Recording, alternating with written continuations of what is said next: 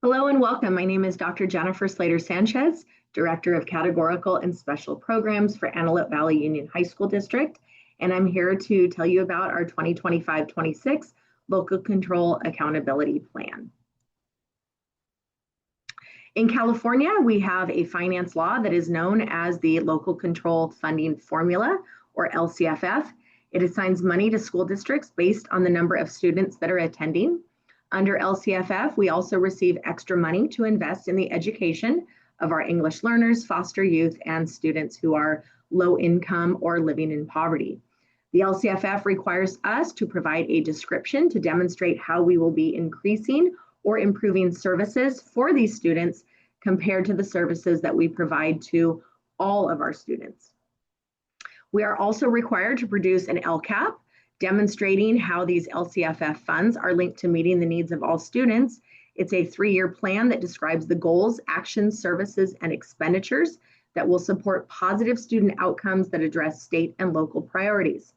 This is an opportunity for us to share our story of how, what, and why we've chosen certain programs and services to meet our local needs. The majority of the LCFF funds are district driven. However, this formula does target funding to specific student populations.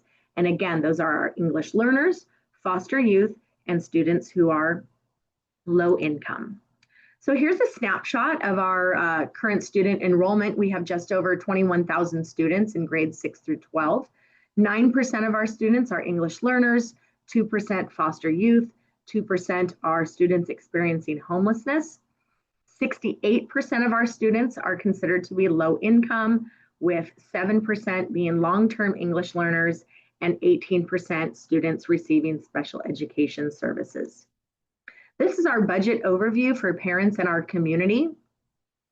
This is part of our transparency to show that of the $296 million in LCFF funds, just over $52 million is concentration, supplemental and concentration funding, which is generated based on the enrollment of those high needs students. And again, that's English learners, foster youth, and low income. We have 7 goals currently in our LCAP that'll take us through the year 2027. Goal 1, ensuring that all students are academically proficient and college and career ready. Goal 2, providing a 21st century learning environment and rigorous curriculum that allows students to have multiple experiences and opportunities for academic, collegiate, professional, and personal growth. That's a lot to say, but those first 2 goals are really about raising academic achievement for our students. Goal 3 is about educating the whole child, so cultivating a safe and secure, positive school culture that supports all students' personal and academic growth, with Goal 4 being our community partners goal. And this is about communicating effectively with our educational partners and continuing to build relationships in our community that help provide our students with innovative educational opportunities. Goal 5 is base funded. Our students with disabilities are our lowest achieving student population. So this is a focus goal that is looking strictly at them, providing equitable access to resources related to college and career readiness, 21st century learning, and a safe and positive school culture. We have a few schools that are considered equity multiplier schools. They receive additional funding from the state, and those would be Antelope Valley High School, Desert Winds, Phoenix, and Rex Paris, with a specific focus on meeting the needs of our lowest achieving students. Goal 7 was added this year.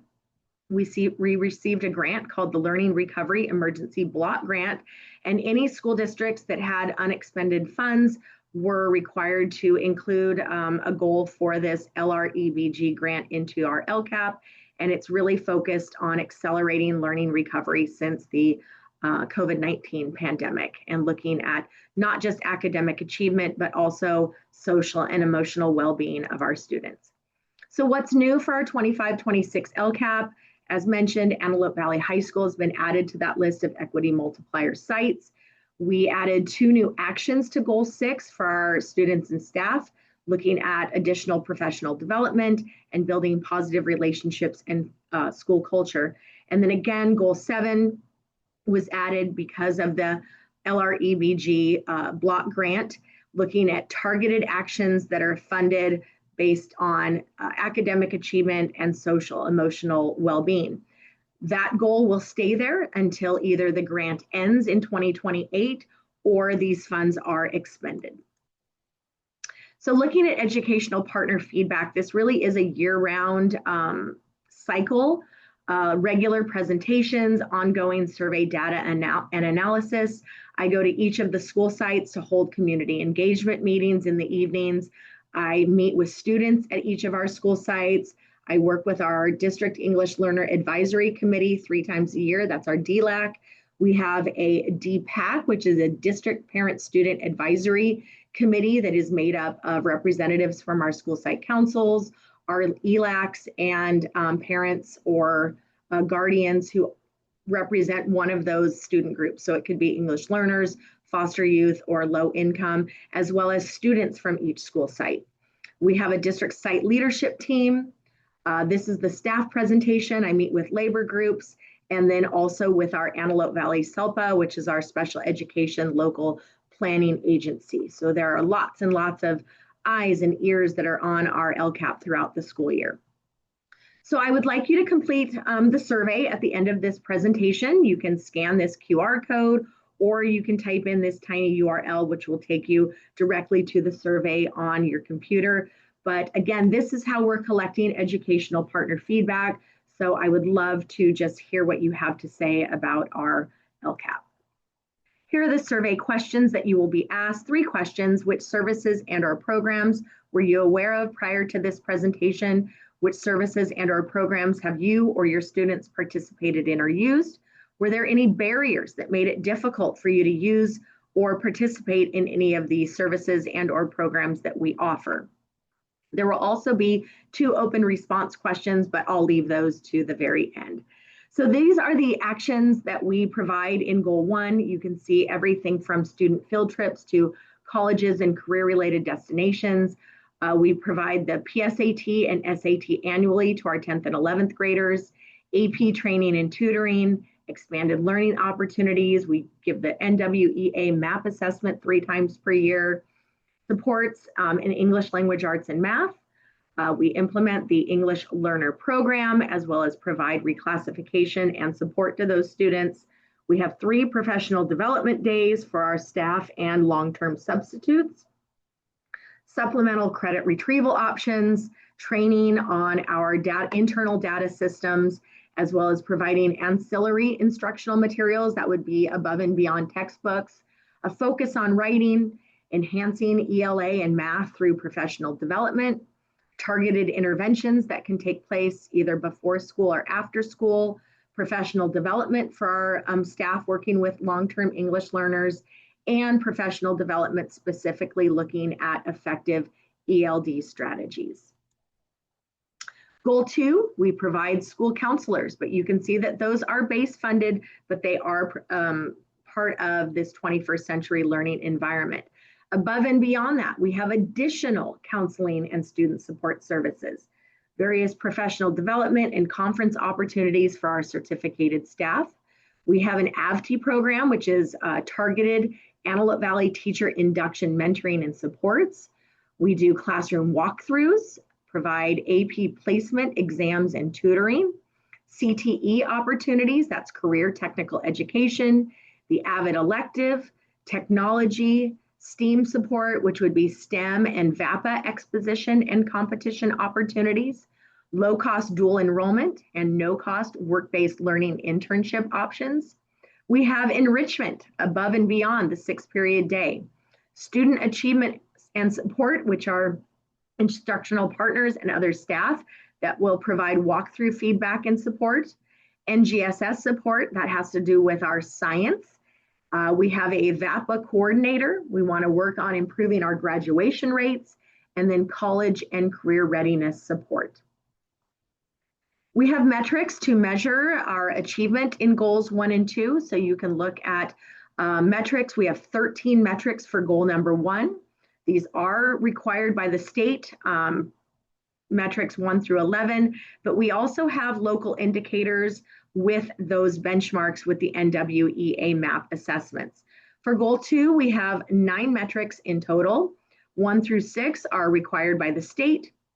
but we also have our local metrics of looking at how many AP students that we have in our district, how many AP exams have been taken throughout the district, and then classroom walkthroughs. How many of those are taking place? What is the data that we are collecting there? Goal 3, cultivating that safe and secure positive school culture. We want to make sure that we are providing access to standards aligned instructional materials, that our facilities are in good repair. We have fully credentialed and appropriately assigned teachers and teachers and staff for those CTE classes. Above and beyond that, recruiting and retaining teachers, improving our attendance rate. We want to be above 95% and reducing chronic absenteeism. We provide student support centers and coordinators to implement a multi-tiered system of support. We have PBIS, positive behavior intervention and support. We have professional development for our classified staff, safe and secure and positive learning environment. So how can we proactively monitor our school environment, provide mentoring, and build positive relationships with our students?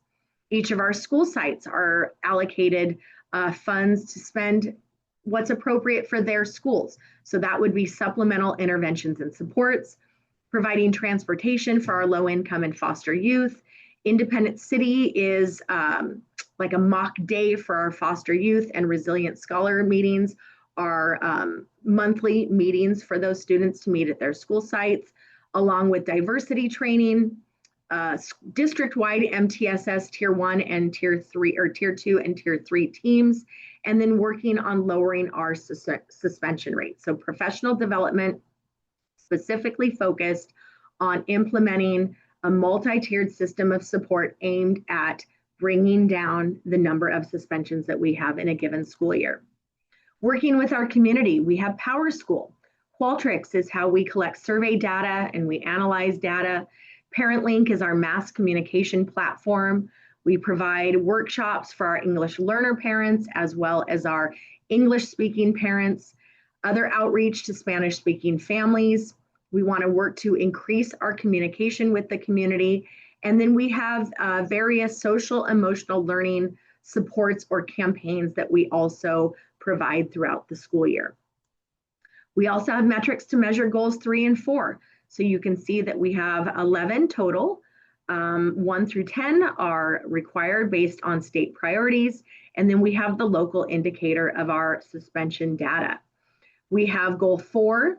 These are mostly made up of surveys where we're looking at parent engagement in decision making, how many parents are showing up to various events and other things that are happening at our school sites, parent participation in programs for those unduplicated students, so our ELs, our foster youth, and our low income, and then our parent perception of our communication and how connected they feel to the school site. Goal 5, looking at just our students with disabilities, access to that least restrictive environment, increasing academic support and special education staff support, providing various workshops through either our school district or working with our local school district on workshops or providing resources for parents, lowering the suspension rate specifically for our students with disabilities. And then, of course, we want them to be proficient in English language arts and mathematics. This is our equity multiplier goal. So these are focused specifically on our students at AV High School, Desert Winds, Phoenix, and Rex. And it's looking at raising our English language arts and math proficiency, college and career readiness to bolster our CCI, which is our college and career indicator, increasing graduation rates at these school sites, lowering suspension rates at these school sites, providing supplemental transportation when needed, and then professional development specific to the certificated and classified staff at our equity multiplier sites, and looking at building positive relationships and school culture. So additional mentoring opportunities and other student supports for social, emotional, behavioral, and academic growth. And then this is our Learning Recovery Emergency Block Grant goal. So these are all allowable uses for the grant: additional learning time, closing learning gaps through various interventions, looking at health counseling and mental health supports, instruction for credit deficient students, additional academic services, And a requirement of the grant is for us to complete a needs assessment. Just like looking at goal 3, where the sites had their own allocations to spend based on their needs, 7.7 does the same thing. It allows the school sites to choose how they would like to spend additional LREBG funds specific to their various school sites. And then we have metrics. So we have priorities based on California requirements, as well as local indicators such as the NWEA MAP assessments. We have goal 6, 7 various indicators looking at state priorities, and then again, those NWEA MAP assessments.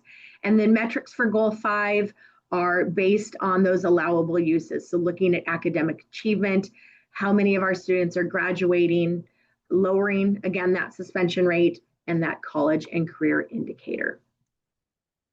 So again, if you could please take the time to respond to the survey. We really do value the feedback that you provide to us. 3 questions about each of our goals, and then 2 open-ended questions. What aspects of the LCAP do you feel have positively impacted the learning environment? And are there any suggestions or areas of improvement within the LCAP that you believe could further enhance the achievement of our students? So thank you. This is my contact information. If you have any other questions beyond this video, you can also find our full LCAP on our district website. That is the link to the website. Thank you so much. Please complete the survey and have a great day.